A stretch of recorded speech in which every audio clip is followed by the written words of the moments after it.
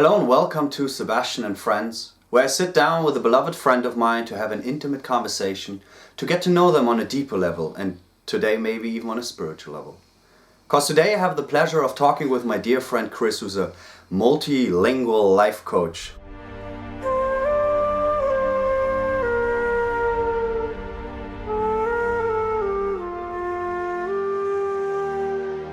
Hello Chris, or shall I say, Namaste.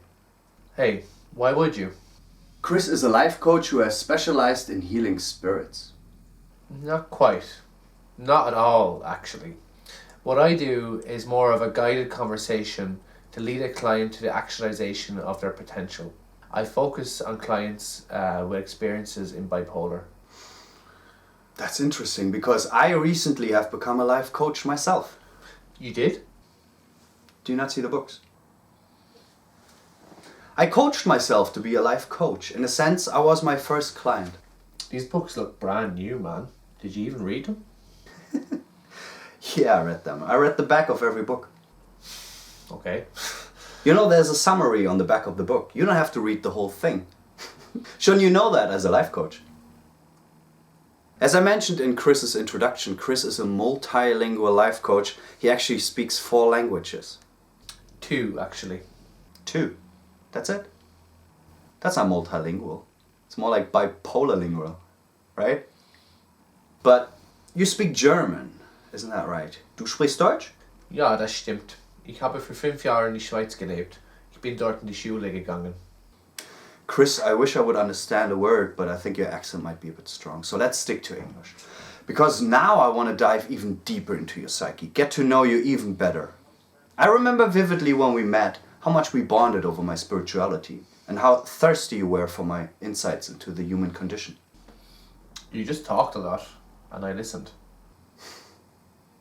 I shared my knowledge, Chris. I can't help but sensing some sort of judgment and envy on your part here. Envy of what? My spirituality, my insights into the human condition. What makes you spiritual? Well, first of all, I burn incense. How many incense do you burn? Well, burning incense is not a measure of one's spirituality. Chris, I'm sensing you're being a bit evasive. How many incense do you burn? 1 a week? 4 to 5 per day. So, don't shoot the messenger, okay? But I'd be happy to coach you a bit, guide you. I can sense you might be a bit lost. Well, if you're a life coach, answer me this. How would you deal with a client who is facing a challenging situation at his workplace but is feeling anxious about it? You don't know this? Enlighten me. Just do it! Just do it? That's it? Efficient. Okay, wow. That is so insightful. And tell me this.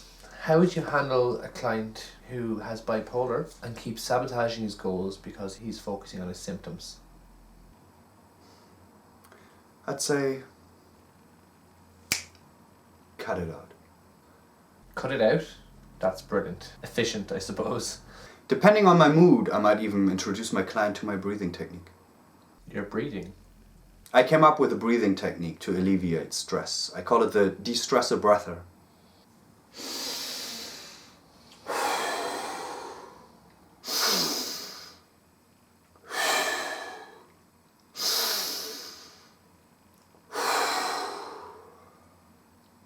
Let me demonstrate on you.